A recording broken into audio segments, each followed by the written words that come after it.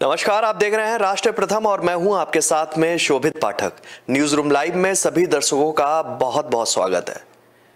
भुखमरी में और नीचे गिरी भारत की रैंकिंग, ये आज की सबसे बड़ी खबर है और इसी खबर पर हम विस्तार से चर्चा करेंगे। लेकिन उससे पहले दर्शकों को कुछ इस खबर से जुड़े हुए विस्तार से मुद्दे हैं, उनको बताना चाहेंगे कि रैंकिंग जो है भुखमरी से जुड़ी हुई, इसमें भारत जो है लगातार उसकी रैंकिंग गिर रही है और पाकिस्तान, श्रीलंका भी हमसे आगे निकल गया है। वैश्विक भुखमरी सूचकांक यानी कि हंगर इंडेक्स में भारत की रैंकिंग और भी ज्यादा खराब हो गई है। भारत भुखमरी से जुड़ी इस रैंकिंग में 6 स्थान और नीचे गिर गया है। ताजा रैंकिंग के अनुसार भारत 107वें स्थान पर आ गया है और यह रैंकिंग 121 देशों की है, यानी कि 121 देशों में भारत 107वें स्थान पर पहुंच गया है। इससे पहले भारत 116 देशों की रैंकिंग में 101वें स्थान पर था। तो लगातार जिस तरीके से भारत की सरकार ने ये दावा किया था कि कोरोना के दौरान हम मुफ्त लोगों को राशन बांट रहे हैं और इससे बहुत सहूलियत मिलेगी,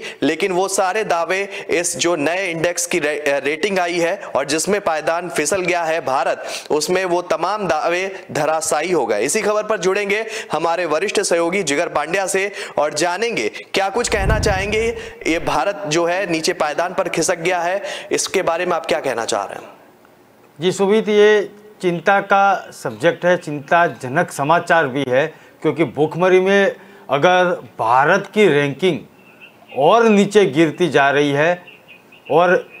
जब हमारे यहाँ के जो राजनेता है, किसी भी पक्ष के ले लो, वो चुनाव की तैयारी कर रहे हैं, जनता को मुफ्त की रेवड़ियाँ बांटने की बात कर रहे हैं, लेकिन किसी भी नेता कुपोषण और ये जो भुखमरी है उसके ऊपर बात नहीं कर रहा है। विश्व गुरु बनने की बात हो रही है हमारे यहाँ, लेकिन यहाँ जो हमारी वैश्विक भुखमरी सूचकांक जो है यानी कि हंगर इंडेक्स 2022 जो जारी किया गया है, उसमें तो हमारा स्थान जो है वो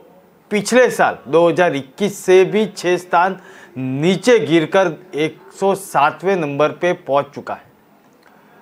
अब ये जो शर्मजनक बात तो वो है कि हमारे पड़ोसी जो देश है,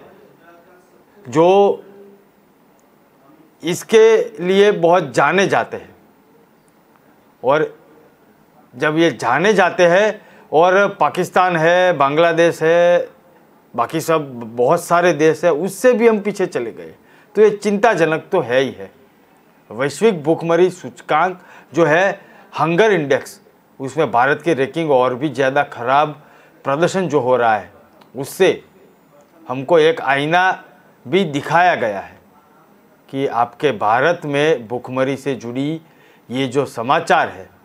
उससे मतलब ताज़ा रैंकिंग है, ऐसा तो नहीं है कि मतलब बहुत दिनों पहले हुआ था, एकदम ताज़ा रैंकिंग आए हुए और 107वें स्थान पर अगर भारत का रैंकिंग है और वो भी 121 देशों में, तो मैं समझता हूँ कि ये हैरानी करने वाली बात है। जहाँ केंद्र सरकार हो या राज्य सरकार हो, पूरे का पूरा एक हफ्ता सप्ताह चला रहा है। हम मीडिया से मतलब ये बात भी न्यूज़ के जरिए हम लोगों को भी बता रहे थे कि भी ये कोई उत्तर प्रदेश में या गुजरात में, महाराष्ट्र में, कोई भी राज्य में कुपोषण सप्ताह चल रहा है और मुख्यमंत्री वहाँ जाके बच्चों को या आशा वर्करों को कुछ खाना देते हैं, गर्भवती महिलाओं को कुछ पोषण युक्त आहार मिल सके उसकी व्यवस्था करते हैं। ये सब समाचार हम सुनते हैं, पढ़ते हैं, लोगों को सुनाते हैं, लेकिन आज ये जो समाचार पे हम ये जो खबरें, बहुत बड़ी खबर है और हम लोगों को सुना रहे हैं, तब हमको भी थोड़ी शर्म आ रही है कि हमारे भारत का ये रैंक है। जी शोभित। बिल्कुल ही निश्चित ही तौर पर कहेंगे कि ये हैरानी करने वाली बात है जिस तरीके से भारत जो है वो कृषि प्रधान देश है और लगातार इसके द्वारा यहाँ पर सबसे ज्यादा खेती पाई जाती है और उसके बाद में अगर ये आंकड़ा आता है तो निश्चित ही शर्म की बात है। अनुराग ठाकुर का एक बयान भी सुनना चाहेंगे कि कुछ दिनों पहले उन्होंने किस तरीके से जो ये मुफ्त राशन बांटा गया था उसको लेकर क्या कुछ कहा था, फिर इस खबर पर ही विस्तार से बात करेंगे। प्रधानमंत्री जी की अध्यक्षता में प्रधानमंत्री गरीब कल्याण अन्न योजना को अगले 3 महीने के लिए मंजूरी दी है, उसके विस्तार के लिए मंजूरी दी है। 80 करोड़ से ज़्यादा लोगों को इसका लाभ मिलता है और इसमें अगले 3 महीने में लगभग 122 लाख मीट्रिक टन खाद्यान्न देश भर के 80 करोड़ से ज़्यादा गरीबों को मिलेगा, जिस पर लगभग 44,762 करोड़ रुपया खर्च आएगा।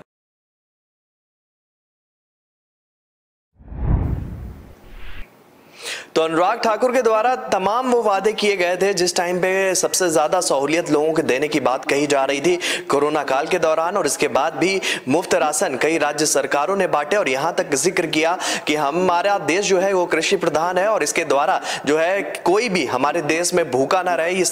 सरकार की पहली प्राथमिकता है। और इसके बाद भी जो नया आंकड़ा आया है वो चौंकाने वाला है, 107वें पायदान पर हम पहुंच गए। हैरानी की बात यह है कि अपने पड़ोसी देश पाकिस्तान और बांग्लादेश और नेपाल से भी पीछे हैं हम। साउथ एशिया के देशों में अफगानिस्तान के बाद सबसे ज्यादा हालात भारत की ही खराब है। आपको बता दें कि इससे पहले साल 2020 में भारत 94वें स्थान पर था। यह रैंकिंग GHI स्कोर के आधार पर जारी की जाती है और भारत का यह स्कोर लगातार कम हो रहा है। अभी भारत का स्कोर 29.1 है और यह साल 2000 में 38.8 था, जो 2012 और 2021 के बीच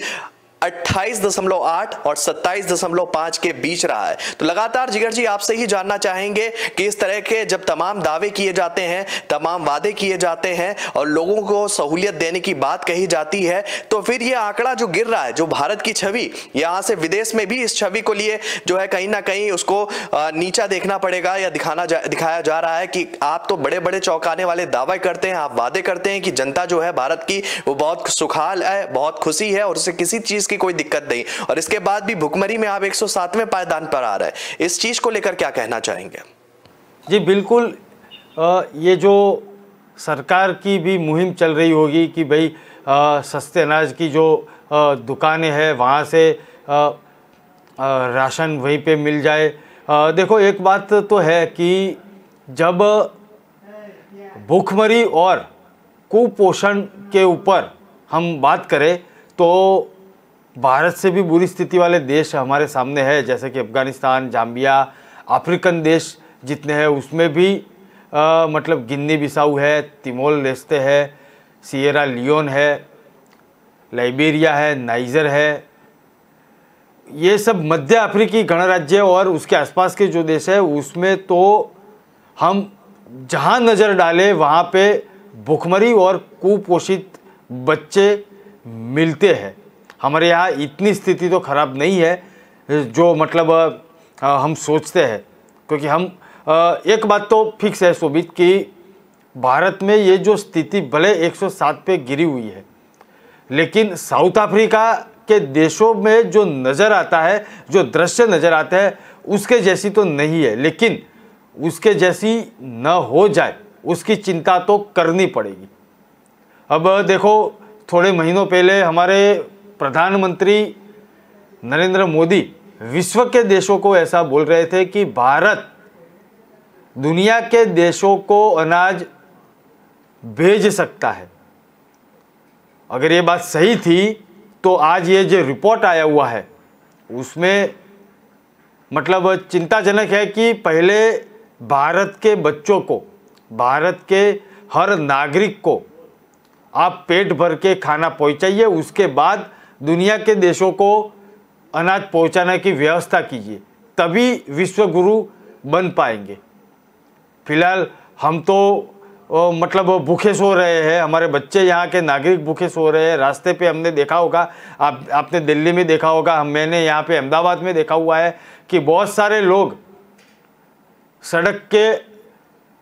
आसपास हमने देखा हुआ है कि वो सो रहे हैं, जो मिला वो खा के सो जाते हैं, जो मतलब दिन भर मजदूरी की उसमें से जितना मिला मजदूरी के तौर पर पैसा, उनमें से ही अपने परिवार के 2-4 लोग हैं उन लोगों को खाना खिला के, पानी पिला के उनके बच्चों को सुला देते हैं। मैं समझता हूँ कि उनके जो बच्चे हैं जो सड़क पे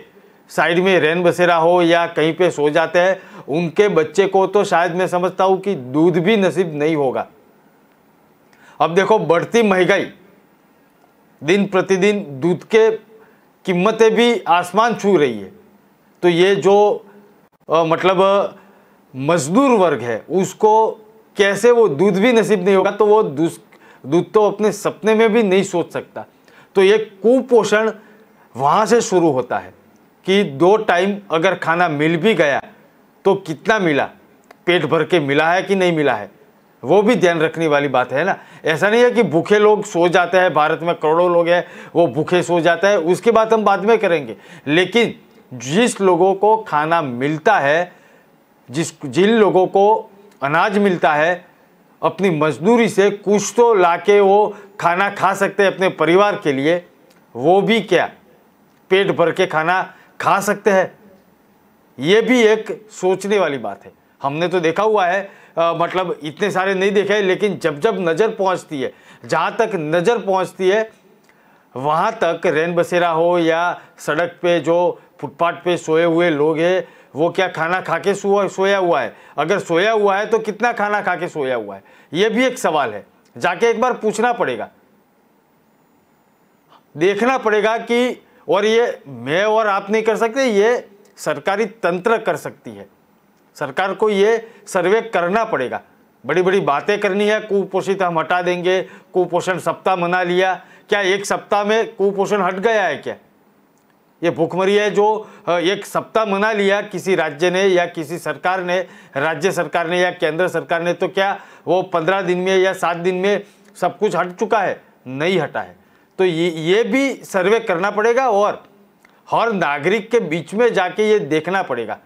तब ये बात समझ में आएगी सरकार और सरकार चलाने वाले को, तंत्र के अधिकारियों को। जी शोभित। जी बिल्कुल, आपके सवाल से ही मैं अगला सवाल की शुरुआत करना चाहता हूं। आपने कहा अफ्रीकन देश की अगर तुलना करते हैं तो उनकी स्थिति बहुत खराब है, लेकिन हम अफ्रीकन देश से तुलना नहीं करना चाहेंगे, क्योंकि जब हम विकसित नहीं विकासशील की राह पर चल रहे हैं, हमारे आला अधिकारी, हमारे नेतागण ये कहते हैं, हमारे देश के मुखिया ये कहते हैं कि अब वो भारत नहीं है जो कभी हुआ करता था। अब हम विकासशील होने के रास्ते पर अग्रसर हो रहे हैं, और अगर वैश्विक परिदृश्य पर नजर डालें तो भारत की स्थिति दिन ब दिन बेहतर होती जा रही है। और ऐसे में हम तुलना करते हैं कि हम कहीं ना कहीं अमेरिका की बराबरी कर लें, हम कहीं ना कहीं रसिया की बराबरी कर लें, और कहीं ना कहीं हम चाइना के मुकाबले जो है उसकी बराबरी कर लें। और ऐसे में ये जब आंकड़ा आता है तो निश्चित ही चौंकाने वाला आंकड़ा ये साबित होता है। बात कर ले अगर पड़ोसी देशों की भी अगर हम बात कर लें तो उसमें पाकिस्तान का 99वें स्थान मिला है, श्रीलंका को 64वां स्थान मिला है इसी इंडेक्स में, और बांग्लादेश को 84वां, नेपाल को 81वां और म्यांमार को 71वां स्थान मिला है। फिर भारत इन सबसे जब श्रेष्ठ बनने की बात के रास्ते पर चल रहा है और लगातार हम निरंतर प्रगति करते जा रहे हैं, जबकि हम कृषि प्रधान देश भी पहले हैं, तो ये आंकड़ा जब आता है कि जब देश की जनता ही भूखी रहेगी और भुखमरी में हम 107 पायदान में चले जाएंगे, तो वो तमाम वादों का क्या जो हम बाहरी परिदृश्य से अपने आप को मजबूत दिखाने की कोशिश करते हैं, उन वादों का क्या जब नेता भरे मंच से कहते हैं कि हम देखिए हमारी स्थिति ये वित्तीय स्थिति ये थी, हम अर्थव्यवस्था पर 5वें स्थान पर आ गए हैं, और आज जो ये आंकड़ा आया है वो 107 पायदान पे आपको नीचे धकेल रहा है। हमसे तो बेहतर अन्य छोटे देश हैं जो जहां पे जनता की जो रेटिंग आई है वो हमसे कई बेहतर है। छोटे देश हैं वो 80 नंबर पर रेटिंग कर रहे हैं। तो आज ऐसे में ये कहीं ना कहीं शर्मसार करने वाली बात हो जाती है, और तुरंत इसका आंसर आपसे चाहते हैं कि लगातार इस तरीके की, इस रवैये की जो 107वें नंबर पर भारत की रेटिंग आई है, इस रवैये को लेकर खामियां कहां रही हैं सरकार की, ये भी जानना चाहते हैं। जहाँ जहाँ रही है उसकी भी चर्चा करेंगे, लेकिन शोभित में एक बात बताना चाहूँगा कि जिस सदन में ये जो हमारे प्रतिनिधि वो राज्य सरकार के विधानसभा में बैठते हैं या लोकसभा में या राज्यसभा में बैठते हैं, उनकी थाली तो शायद डिस्काउंट में उनको खाने के लिए मिल जाती है, वो चाहे शाकाहारी थाली हो या मांसाहारी थाली हो, उनको तो पेट भर के खाना मिल जाता है डिस्काउंट में सरकारी खजाने से। लेकिन जो जनता है उनकी हम बात करें तो 2022 का डिटेल रिपोर्ट फिलहाल तो हमारे पास आया नहीं है, ये जो खबरें आई है उससे हम चर्चा कर रहे हैं, लेकिन 2020 का है तो हम अंदाज़ा लगा पाएंगे कि अगर 2020 में ये हालत भारत की थी तो 2022 के रिपोर्ट में कितनी बड़ी होगी, क्योंकि 2020 में अगर वो 94 स्थान पे था या पिछले साल 101वें स्थान में था, तो आज तो 107वें स्थान पे पहुंच चुका है। तो पिछले 2 सालों से पहले अगर जो स्थिति थी उसके आंकड़े मेरे पास है। अगर मैं उसकी बात करूंगा तो 2020 में साउथ एशिया में 1131.5 मिलियन लोग ऐसे थे कि उनको हेल्दी डाइट नहीं मिली थी, और उनमें से 993.3 मिलियन लोग भारत के थे। आज समझ सकते हो ये आंकड़ा का क्या मैं क्यों इशारा कर रहा हूं। अगर 1331 मिलियन लोगों में से आपके 9.5 मिलियन लोग भारत के अगर होते हैं, तो भूख से मरने वालों की लोगों की संख्या या आंकड़ा उस टाइम पे हर साल में 7,000 से 19,000 लोग भूखे मर रहे थे, और हर 5 से 13 मिनट में एक आदमी बिना खाने से मर जाता था। अगर 2020 में हर 5 से 13 मिनट में हर आदमी मतलब एक आदमी बिना खाने से मर जाता था, तो 2022 में ये 13 मिनट का जो एक रेशियो है वो मैं समझता हूँ कि वो 3-4 मिनट तक पहुँच गया होगा। अगर 5 से 13 मिनट के एवरेज के अंदर एक आदमी उस टाइम पे मर जाता था 2020 में, तो आज उसकी एवरेज कितनी होगी। फूड बैंकिंग की रिपोर्ट के अनुसार भारत में 199 मतलब 189.2 मिलियन लोग कुपोषित है। ये 2020 की रिपोर्ट थी, और ऐसे में अंदाजा भी हम लगा सकते हैं कि 14% जनसंख्या अगर 2020 में कुपोषित थी, तो 2021 में कितनी होगी और 2022 में कितनी होगी। तो ये आईना जो है, जो बड़ी बड़ी बातें कर रहे हैं, जो नेताजी बड़ी बड़ी बातें कर रहे हैं सदन में बैठ के कि हमने ये काम किया, हमने वो काम किया, हमने वो पैकेट भेजे, वो मतलब आशा वर्करों को काम पे लगाया, ये किया वो किया, लेकिन कुपोषित जो संख्या है, जो परसेंटेज है, वो तो बढ़ती ही जा रही है।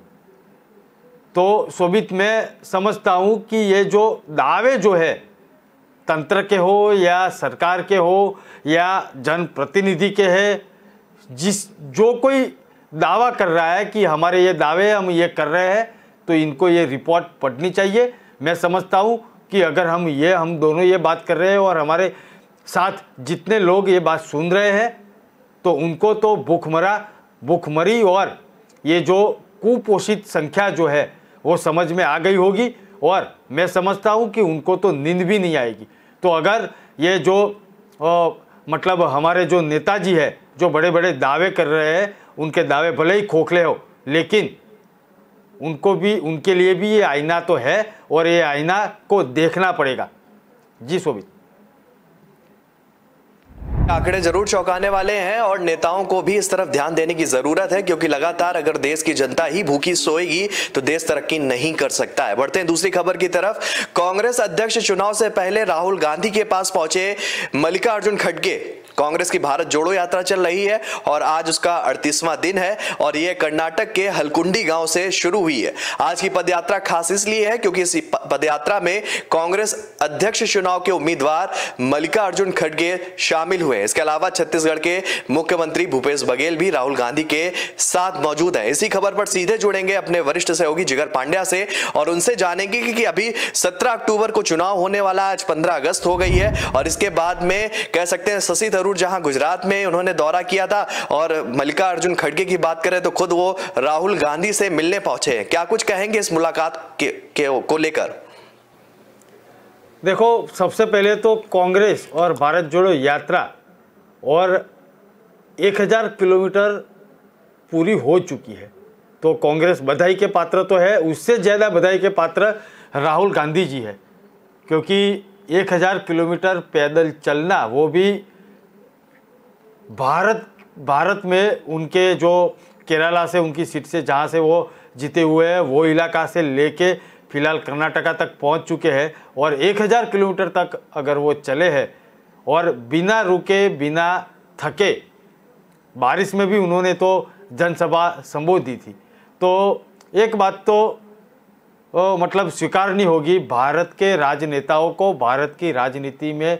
मतलब इंटरेस्ट रखने वाले लोगों को या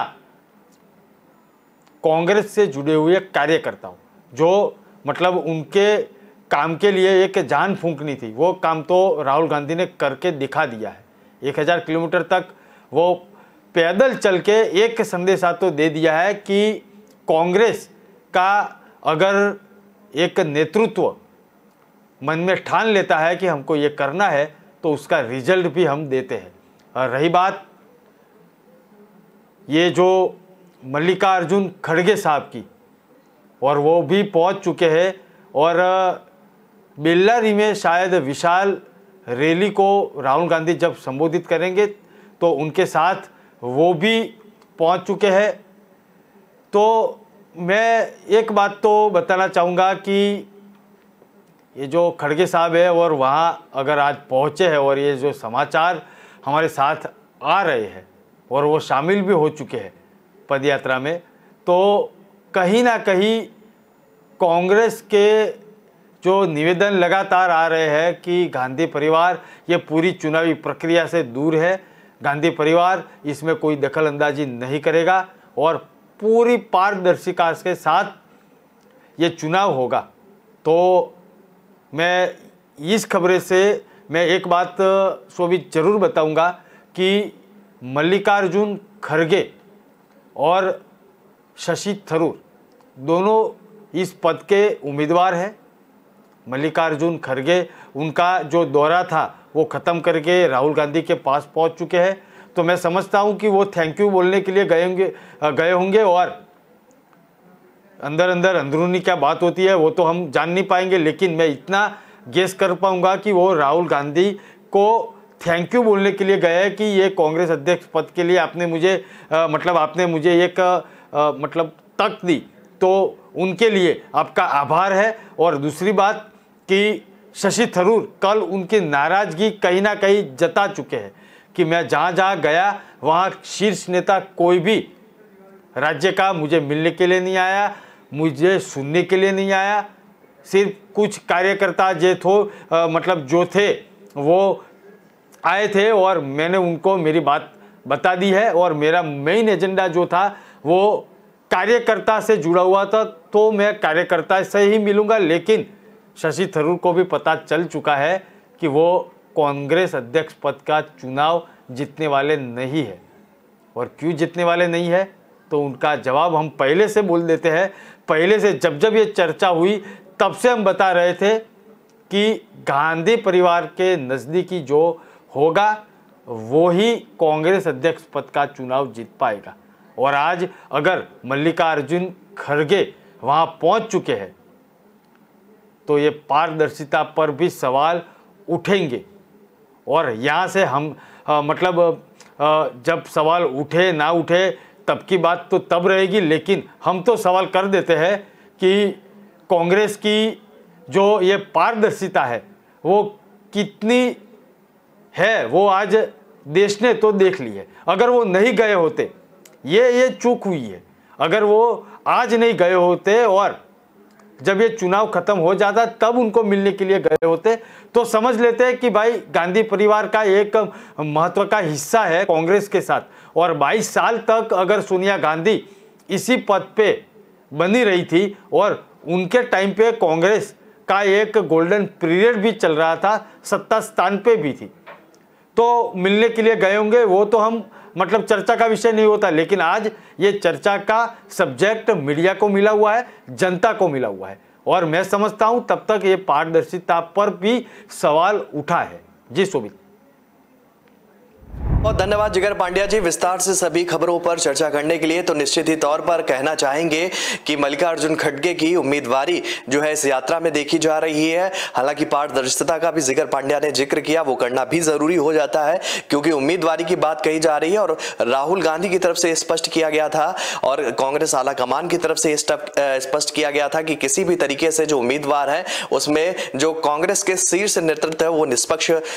भूमिका में नजर आएगा। लेकिन मल्लिकार्जुन मल्लिकार्जुन खड़गे जब भारत जोड़ो यात्रा में पहुंच गए हैं, कांग्रेस के जो मुखिया कहे जाने वाले युवराज के साथ यानी कि राहुल गांधी के साथ में वो कदम से कदम मिलाकर चलते हुए देखे जा रहे हैं, तो निश्चित ही सवाल उठना लाजमी हो जाता है। और बात यह भी कहना चाहेंगे कि तस्वीरें बहुत कुछ बयां करती हैं। मल्लिकार्जुन खड़गे की जिस तरीके से जन समर्थन उनको मिलता हुआ दिख रहा है कांग्रेस नेताओं के द्वारा, तो कहीं ना कहीं उनकी उम्मीदवारी पर जो है जीत की मुहर लग चुकी है। या कह सकते हैं कि नतीजे 17 अक्टूबर को जब चुनाव होंगे और 19 अक्टूबर को जब नतीजे आएंगे तो उम्मीदवारी जो है उनकी 100 नहीं 101% जो है उस पर वो काबिज होते हुए दिखेंगे। तो फिलहाल न्यूज रूम लाइव में आज के लिए इतना ही। कल हम फिर हाजिर होंगे नए मुद्दों के साथ में। तो फिलहाल हमें दीजिए इजाजत, तब तक के लिए नमस्कार।